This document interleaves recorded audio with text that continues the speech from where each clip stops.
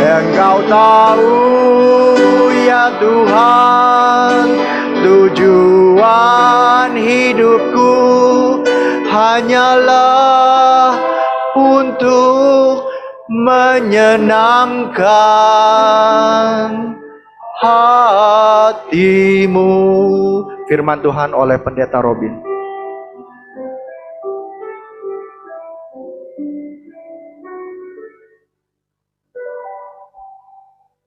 Mari kita bersatu dalam doa. Bapa kami di surga, pada saat ini Tuhan, sekali lagi kami datang bersyukur kepadamu. Kami diberikan kesempatan untuk mendengarkan sabdamu ya Tuhan. Terlebih hamba-Mu yang hina dina ini, yang diberikan kesempatan untuk menyampaikan firman. Tuhan, kuduskanlah setiap kata-kata yang keluar dari mulutnya. Pakailah pikiran dan seluruh keberadaan dirinya Tuhan, supaya menjadi berkat bagi kami semua. Jemaat yang ada di gereja maupun yang ada di rumah, masing-masing Tuhan Engkau tolong, Engkau lengkapi dengan Roh Kudus. Di dalam nama Yesus kami sudah berdoa. Amin. Silakan duduk, saudara. Puji Tuhan, Bapak Ibu sekalian, saya diberikan kesempatan sekali lagi untuk menyampaikan firman Tuhan. Saya ingat, saya terakhir di sini melayani khotbah tanggal 15 November, ya, 15 atau 14 begitu ya, sebelum saya operasi tanggal 17 hari Rabu ya. Puji Tuhan, ini belum sampai tanggal 15 ya. Jadi belum sampai 2 bulan dikasih kesempatan. Semua proses pemulihan berjalan dengan aman, lancar. Waktu Pak Surya mengatakan, gimana Pak, siap nggak untuk khotbah dijadwalin minggu kedua? Saya bilang, siap aja deh ya. Siap nggak siap kan harus siap. Kita kan hambanya Tuhan gitu kan. Dan saya bukan tipe orang yang saya tipe orang yang memaksa diri gitu ya, bukan orang yang gimana nih gitu ya. Tetapi saya bilang penyakit ya harus dilawan begitu ya. Jangan karena sakit kita jadi menunda-nunda atau tidak melakukan sesuatu gitu ya. Ya itulah saudara ya. Puji Tuhan untuk kesempatannya. Terima kasih. Bapak Ibu sekalian, tema kita hari ini diambil dari kitab Mazmur yang tadi kita udah baca. Mazmur 84. Temanya Allah mensejahterakan umatnya. Berkaitan dengan tema besar kita, Allah pencipta ya. Mazmur 84 LAI memberikan judul Rindu kepada Kediaman Allah. Ayat 1 sampai ayat 13. Boleh kita membaca secara bergantian ya. Ayat 1 sampai ayat 13. Saya membaca ayat yang pertama, Bapak Ibu kedua, dan demikian seterusnya. Untuk pemimpin biduan menurut lagu Gitit Mazmur Bani Korah.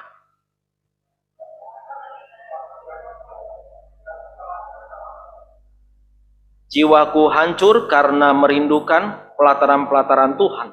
Hatiku dan dagingku bersorak-sorai kepada Allah yang hidup.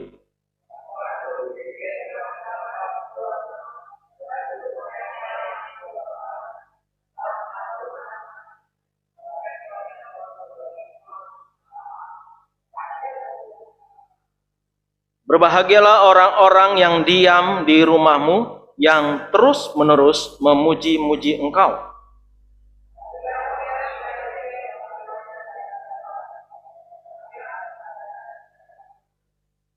Apabila melintasi lembah Baka, mereka membuatnya menjadi tempat yang bermata air. Bahkan hujan pada awal musim menyelubunginya dengan berkat.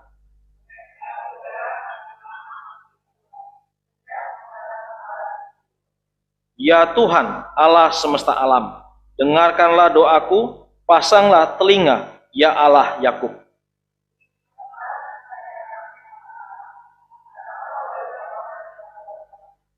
Sebab lebih baik 1 hari di pelataranmu daripada 1000 hari di tempat lain.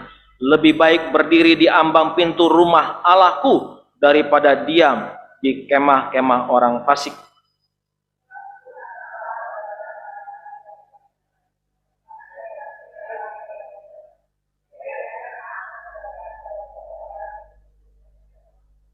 Ya Tuhan semesta alam, berbahagialah manusia yang percaya kepadamu. Demikianlah nats firman Tuhan.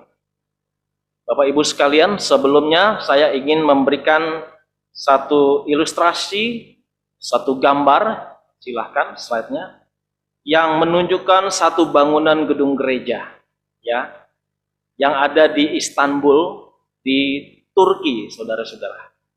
Ya, ini adalah gereja Korah, ya, yang merupakan gereja ini sebagai satu bangunan yang sangat terkenal di Istanbul karena sudah didirikan begitu lama. Di dalam zaman Bizantium sudah ada.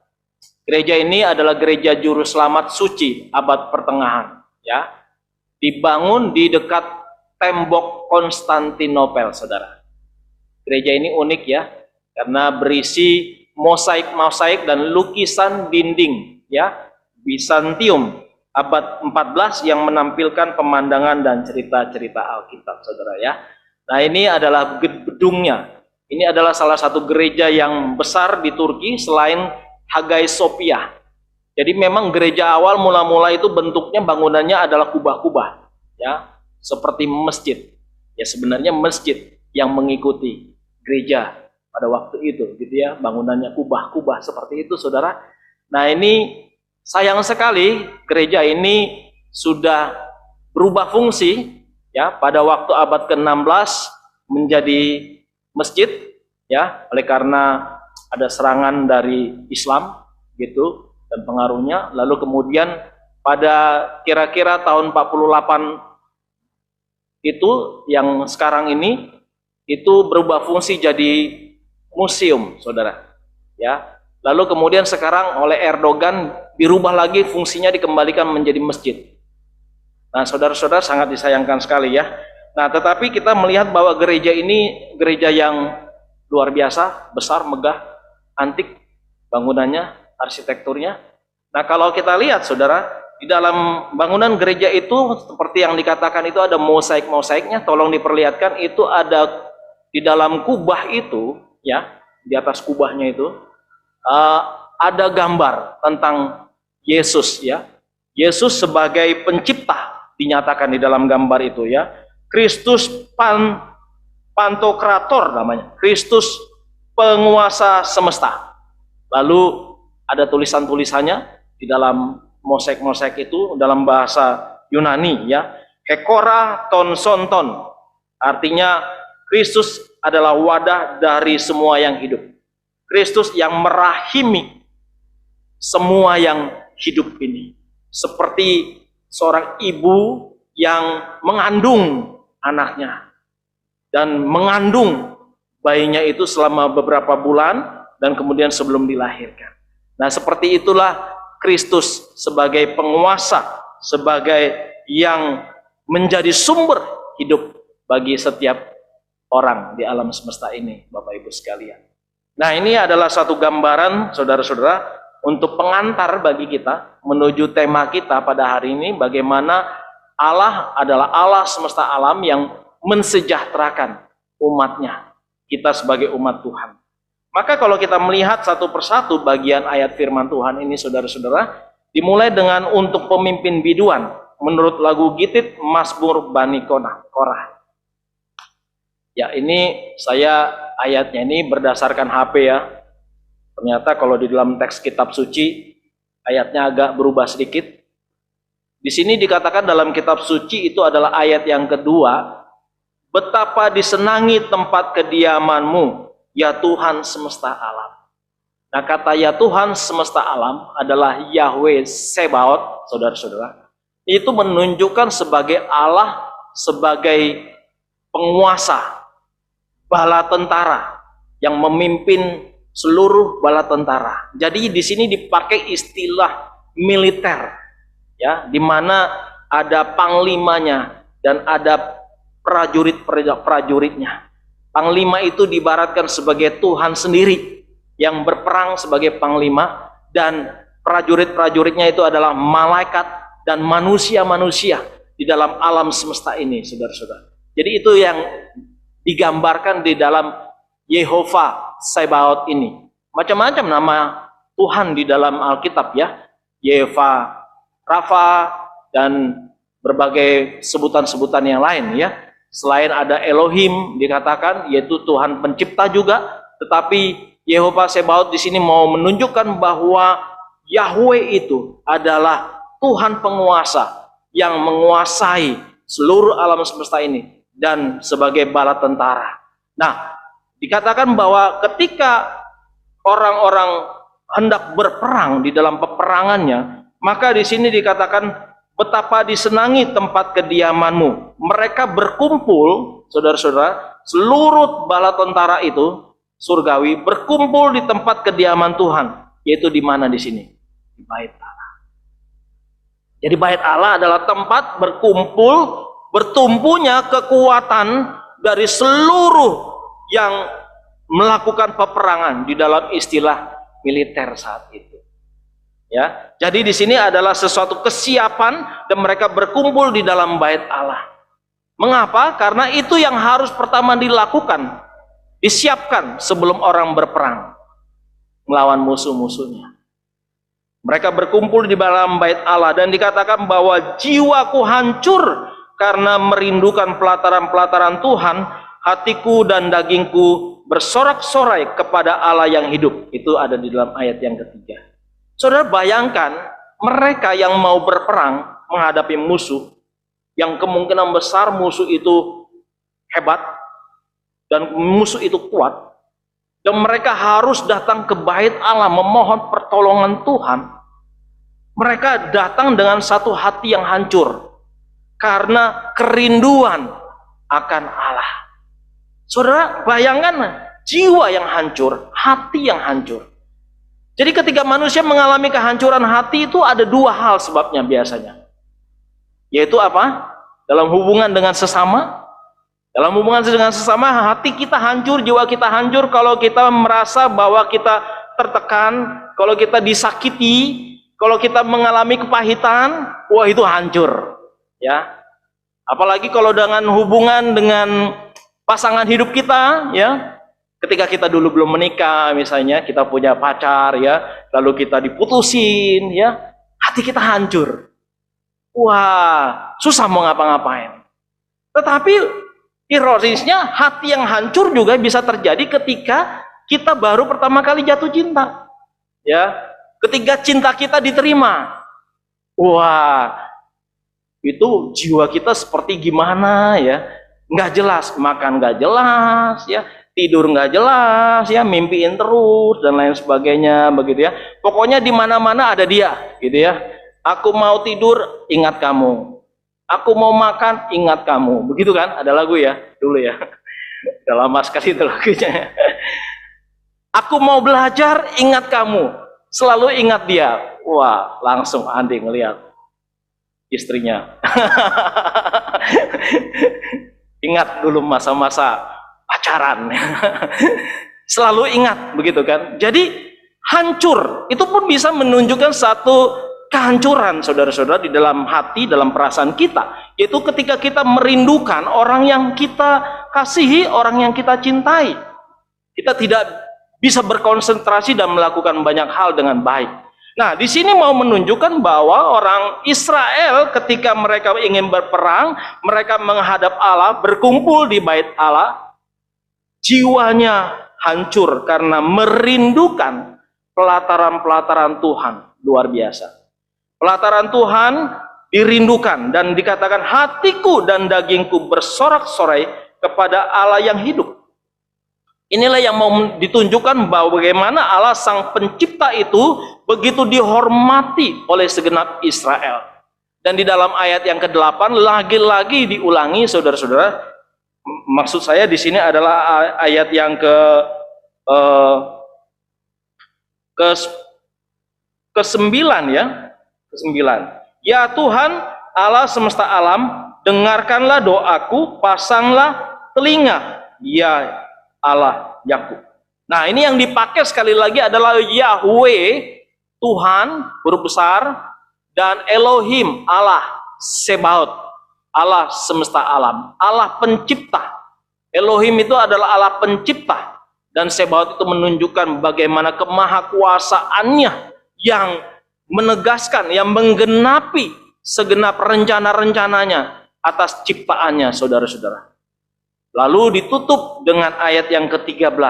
Lagi-lagi dipakai kata yang sama, yaitu ya Tuhan semesta alam. Yahweh Sebaot. Ayat yang ke-13. Ya Tuhan semesta alam, berbahagialah manusia yang percaya kepadamu. Nah, saudara-saudaraku yang terkasih dalam Tuhan, ini mau menunjukkan bagaimana Tuhan semesta alam adalah Tuhan yang berotoritas, yang memimpin segenap alam semesta. Alam semesta adalah ciptaan Tuhan. Minggu lalu sudah disampaikan oleh Pendeta Erwin Nu bagaimana alam semesta ini adalah ciptaan Tuhan, dan semua ciptaannya tunduk kepada Dia sebagai Sang Pencipta, Sang Sumber hidup. Nah, di sini kita melihat bahwa Tuhan Sang Pencipta adalah yang patut dihormati dan ditinggikan, saudara-saudara. Nah, saudara, kalau kita melihat bahwa di dalam satu ilustrasi di sini saya membuat gambar pesawat, saudara. Ya, ini adalah pesawat Boeing yang pendirinya adalah William Edward Boeing, saudara-saudara. Dan banyak produksi pesawat. Pesawat Boeing ini adalah pesawat buatan Amerika, sementara kompetitornya adalah Airbus buatan Prancis. Ada beberapa perbedaan yang cukup signifikan antara pesawat Boeing dan Airbus, saudara-saudara. Terutama itu adalah di moncongnya begitu ya. Kalau Boeing itu moncongnya dia lebih lancip. Kalau Airbus itu dia moncongnya lebih tumpul ya. Kalau Boeing itu dia sayapnya dia lebih ada ke sana gitu ya, ke atas begitu. Kalau Airbus itu dia lebih runcing sayapnya, dan beberapa lagi yang lain. Penempatan mesin juga berbeda, saudara-saudara. Nah, setiap pesawat dirancang oleh Sang Penciptanya, saudara. Dan Sang Pencipta itu ketika merancang, tentunya dia merancang yang terbaik, yang bagus. Tentunya tidak ada seorang pun seorang pencipta atau pembuat pesawat ingin pesawatnya nanti jatuh, gitu ya. Maka dibuat sembarangan. Pasti ketika seorang pencipta, pembuat pesawat menciptakan atau membuat pesawat, dia membuat pesawat sebaik-baiknya agar tidak jatuh.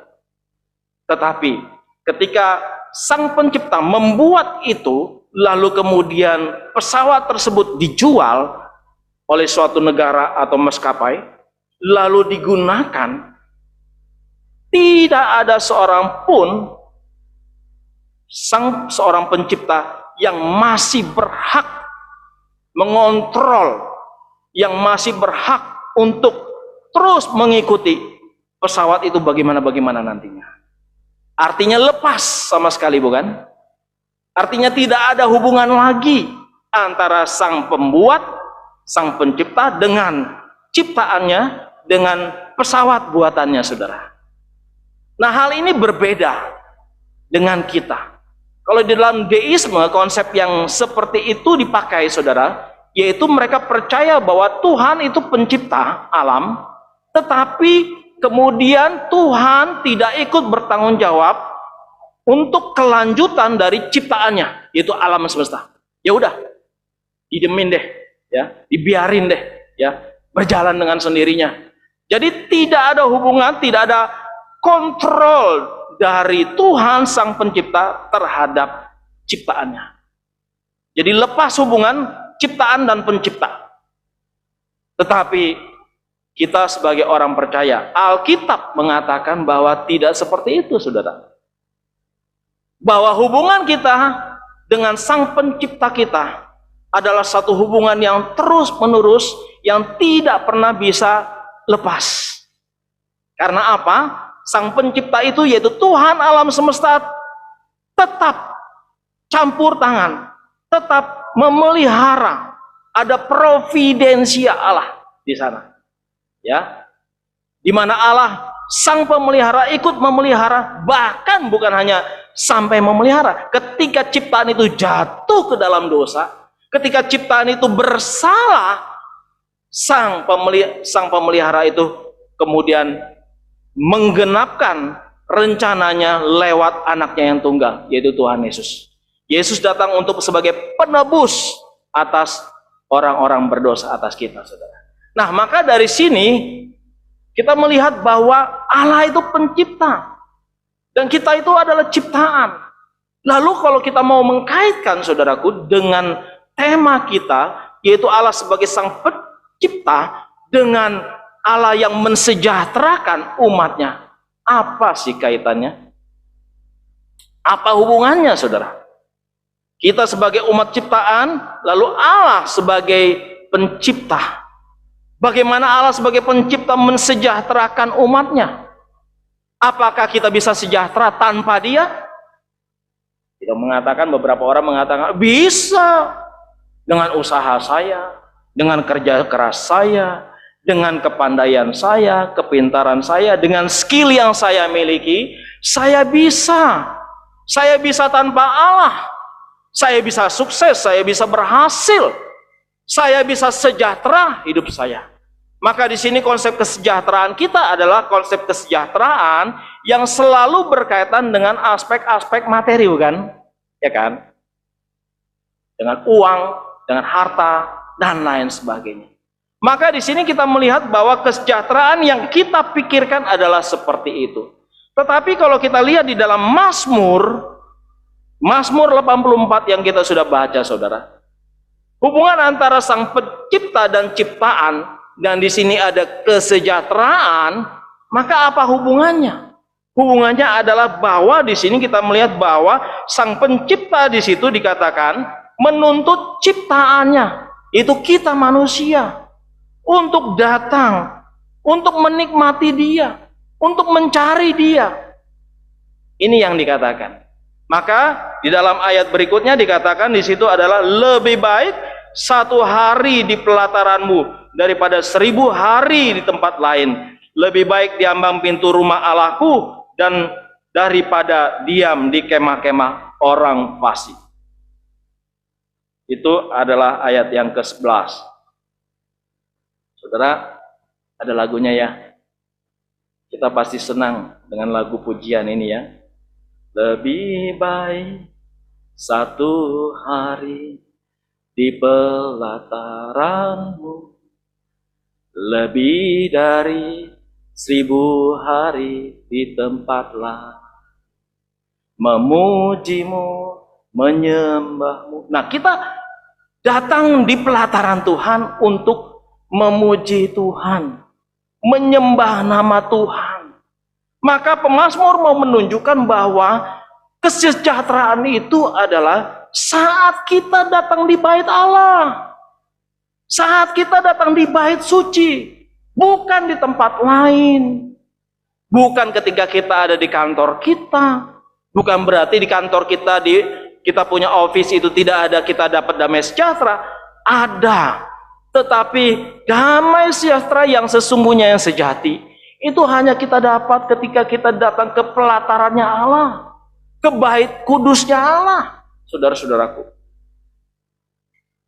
Damai sejahtera itu bukan kita dapat di mana, di tempat-tempat yang katakanlah yang ramai, di mall-mall, katakanlah di Bali, atau di mana, di tempat-tempat rekreasi ya. Sekarang ini udah mulai dibuka lagi tempat rekreasi. Saya lihat teman-teman saya sudah mulai pergi melancong liburan ke Bali gitu ya. Andi udah duluan gitu ya. Gak ngajak-ngajak lagi. Kita lihat mereka begitu senang, wah fotoan ya, kumpul sama keluarga. Ada sukacita, ada amin, ada. Kalau dibilang ada sukacita, amin, begitu kan? Ada kebahagiaan pasti, saudara-saudaraku ya. Ada damai sejahtera di sana. Ada. Tetapi Alkitab mau katakan, kita mau cari damai sejahtera di tempat lain, sukacita di tempat lain, silahkan. Boleh, bukan tidak boleh. Tetapi damai sejahtera yang sesungguhnya Ditegaskan lagi oleh pemazmur di sini bahwa lebih baik 1 hari di pelataranmu daripada 1000 hari di tempat lain. Lebih baik berdiri di ambang pintu rumah Allahku daripada diam di kemah-kemah orang fasik. Saudara, di sini kita bisa melihat, membayangkan bagaimana Tuhan menginginkan kita mengalami damai sejahtera yang sejati. Bukan damai sejahtera yang dari dunia, bukan kebahagiaan yang dari dunia, tetapi damai sejahtera yang sejati yang diberikan oleh Tuhan ketika kita datang bersekutu. Ketika kita datang beribadah kepada Tuhan. Apa yang kita lakukan di tahun yang baru? Bagaimana kita masuk di tahun yang baru? Apakah kita menjauhkan diri dari tempat persekutuan? Dari gereja? Dari tempat kita beribadah? Atau kita malah makin mendekatkan diri ke gerejanya, beribadah, mencari wajahnya? Saudara-saudara, ini yang mau ditegaskan di dalam bagian firman Tuhan ini. Saudara, kesejahteraan, ada beberapa definisi di sana yang saya buat, yaitu keadaan yang lebih baik atau better life. Jadi satu hidup yang lebih baik daripada hidup yang sebelumnya yang pernah ada. Kesejahteraan juga bisa berarti kemakmuran. Kesejahteraan juga adalah berarti sehat, ya dong. Kalau kita nggak sehat, bagaimana kita bisa mengatakan kita sejahtera ya? Kita sakit kok. Pikiran bercabang kemana-mana. Kesejahteraan berarti damai. Kesejahteraan berarti harmoni antara alam. Ada keseimbangan di sana. Keseimbangan, tidak ada perang, ya. Tidak ada sakit penyakit. Jadi ada harmoni. Kesejahteraan berarti sesuatu yang sama rata, adil. Kesejahteraan sosial. Di tempat yang sana ada sejahtera, di tempat yang lain ada yang sejahtera. Kalau di tempat yang sana ada sejahtera, di sini belum ada sejahtera, berarti belum terjadi satu keadilan sosial, kesejahteraan sosial, saudara. Maka di sini kesejahteraan itu menjadi sesuatu yang diimpikan, yang diinginkan oleh banyak orang, saudara-saudara. Ya kan? Saudara yang terkasih dalam Tuhan, sejahtera itu, damai itu bisa kita dapat, kita peroleh dari mana-mana, di tempat-tempat yang lain. Tetapi saya mau katakan, kesejahteraan yang sejati itu adalah dari Tuhan. Saya bersyukur, saudara-saudara, saya memiliki damai sejahtera dari Tuhan. Pada waktu kemudian saya memutuskan, ya, saya siap untuk dioperasi. Satu operasi besar, saudara. Yang bagi banyak orang itu nggak mudah. Tapi entah kenapa bagi saya sendiri itu adalah sesuatu yang ya harus dijalani. Namanya kita udah katakan ya siap, ya sudah siap. Makanya ipar saya ketika kami keluarga dari istri itu setiap hari Minggu, yaitu kami mengadakan kebaktian marganya terah, ya. Dia punya saudara ada 6 ya. Saudara-saudara berkumpul, anak cucu segala macam. Dan ipar saya itu 2 orang tuh sudah ada jantung juga, ya. Yang satu sudah bypass. Yang satu lagi sempat mau di bypass, ya. Tetapi tidak di bypass. Tapi dia mengatakan saya takut setengah mati, ya. Selain takut mikirin uangnya, nggak ada uang untuk bypass, dia bilang. Saya takut juga prosesnya, gitu.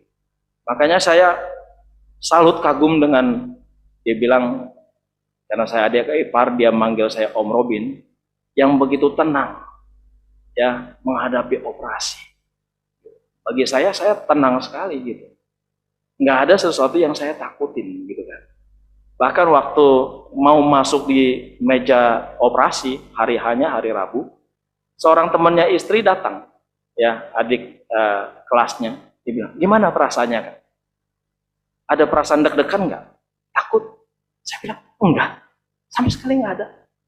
Yang ada adalah tenang, damai sejahtera, di dalam Tuhan. Proses operasi itu saudara, kalau kita bicara tentang bagian tubuh saudara yang harus dibelek, wah, terus dipasangin alat bantu pernapasan ya, karena akan berhenti kan, dikasih selang bantu alat bantu pernapasan. Makanya setelah pasca operasi sering batuk-batuk gara-gara dimasukin tenggorokan. Lalu kemudian jantung kita itu harus berhenti, di stopin. Entah bagaimana caranya ya, saya juga bingung. Diganti dengan mesin saudara, lalu dimasukin dari arteri kaki itu ya, lalu dicangkokkan ke jantung ya. Wah, kalau ada seorang dokter yang iseng, yang difotoin saudara, lalu setelah itu dia kirimin ke orang jemaat saya yang dulu, lalu jemaat itu kenal sama saya, dia kirimin ke saya. Wah, itu jantung saya putih semua, nggak ada merahnya. Artinya udah lemak semua. Orang bilang, wah Pak Robin ini semua lemak-lemak B2 nih ya, banyak makan saksang sih sama panggang sih, jadi ini jadi putih. Bayangin saudara, nggak ada merahnya, nggak ada darahnya gitu ya. Biasanya kalau kita lihat jantung di mana TV atau gimana gambarnya kan merah ya, ini nggak ada merahnya, putih. Ya pantas lah, emang dokter bilang saya harus di bypass begitu ya, udah nggak ada cara lain gitu kan, saking seperti itu kenyataannya begitu kan. Bayangkan saudara, jadi Tuhan itu pencipta yang luar biasa. Jantung kita itu nggak bisa digantikan sama mesin. Mesin itu cuman sementara, cuman beberapa lama, berapa jam. Ya, kira-kira operasi saya 5 jam lah gitu kan. Setelah itu saya sadar kembali, sadarnya juga cepat, 2 jam, puji Tuhan, udah langsung sadar, dan paginya sudah langsung makan pagi, sarapan sendiri gitu ya, dan kemudian belajar untuk berlatih, duduk, dan kemudian berjalan. Prosesnya cepat sekali saudara. Saya melihat ini adalah satu mujizat. Jadi mujizat itu bukan hanya harus kita mengerti bahwa oh ternyata mujizat Tuhan terjadi, saya tidak perlu operasi, semua sudah hancur segala macam yang timbunan-timbunan lemak yang ada di jantung kita. Wah, bukan seperti itu. Tetapi melalui proses yang saya alami, saya melihat Tuhan itu luar biasa. Dia sang pencipta, dia sang pemelihara, dia memberikan hidup kembali. Satu hidup yang baru yang saya alami. Saya merasakan ini adalah satu second life, satu kehidupan yang kedua yang Tuhan berikan kepada saya, di mana saya harus menggunakan hidup itu dengan lebih baik, dengan lebih optimal lagi, saudara-saudara.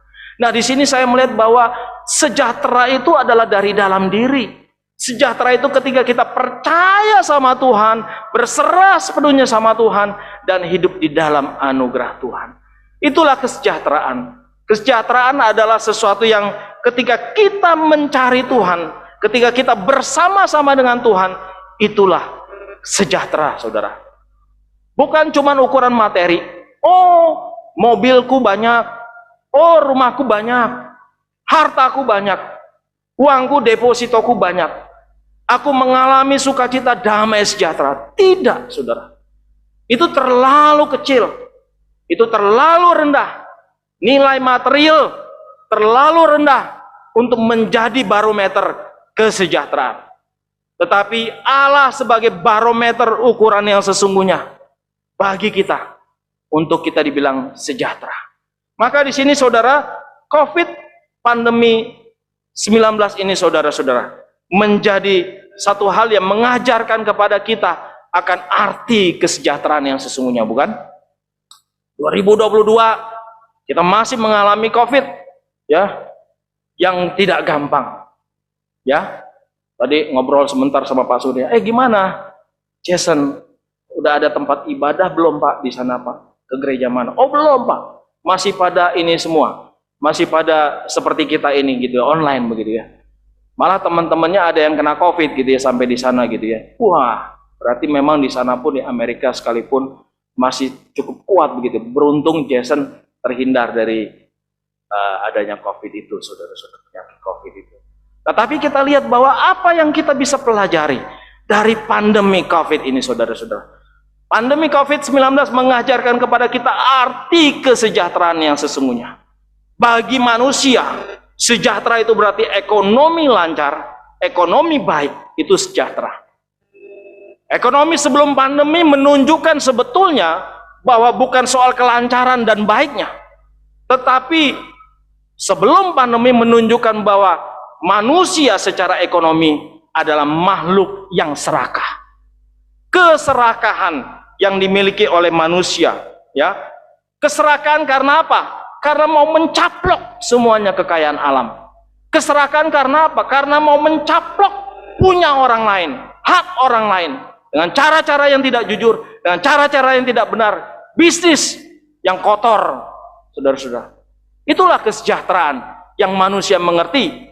Tetapi dengan adanya COVID ini, saudara, manusia sekali lagi harus diberikan kesadaran bahwa bukan itu kesejahteraan. Bukan. Karena COVID mengajarkan kepada kita bahwa kita harus kembali ke Tuhan. Dulu kita begitu serakah. Untuk bisa sejahtera, kita serakah. Tapi dengan COVID ini, siapa yang bisa mengatakan dia sudah sejahtera? Kita kembali harus sadar, oh, kita semua mengalami dampak.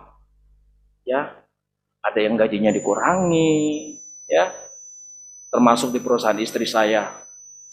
Ada yang usahanya turun jauh, bahkan tutup. Nggak mudah, saudara. Tapi justru dengan pandemi COVID selama 2 tahun ini mengajarkan kita untuk tidak jadi orang serakah, bukan? Tetapi orang yang membantu orang lain. Kita lihat ada orang yang susah, kita bantu. Kita lihat ada orang yang jatuh, lemah, kita bantu. Bersyukur kalau masih ada orang-orang yang bantu kita. Senang dengarnya ya, Pak Riki tempo hari beberapa minggu lalu bicara, ya Pak, ada yang bantu saya juga, bersyukur.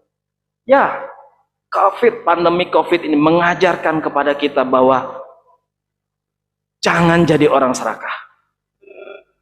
Jadilah orang yang berbagi. Jadilah orang yang membantu.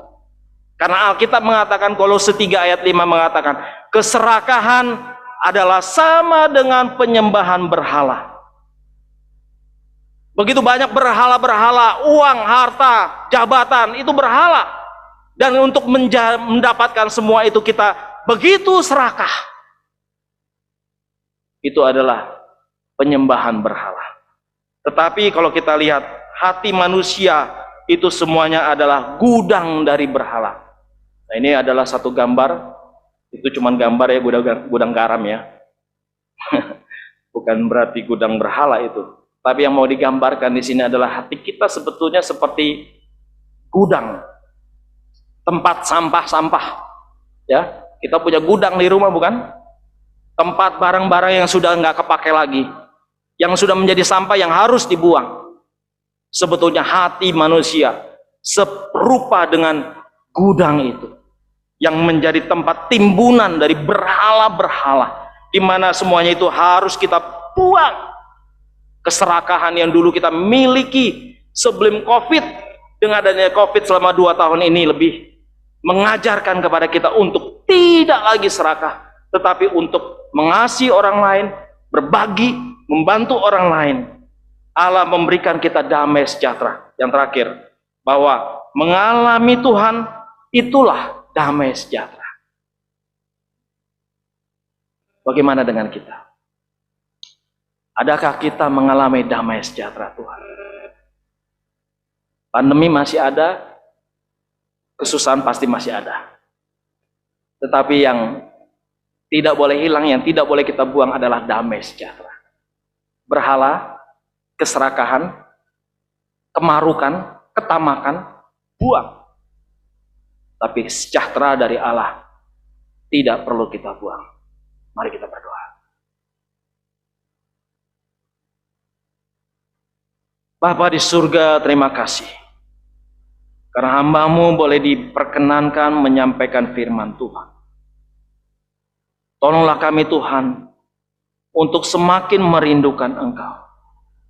Tolonglah kami untuk selalu mencari altar-Mu, pelataran-Mu, menyembah Engkau, menginginkan Engkau,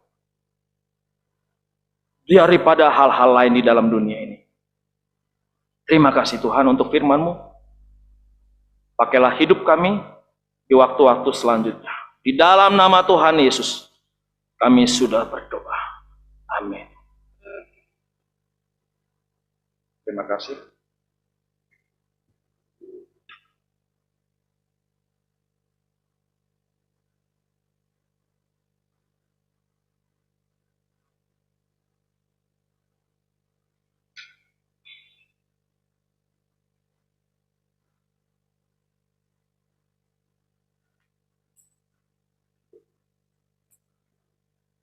Terima kasih pada Pak Robin atas pemberitaan firman Tuhan.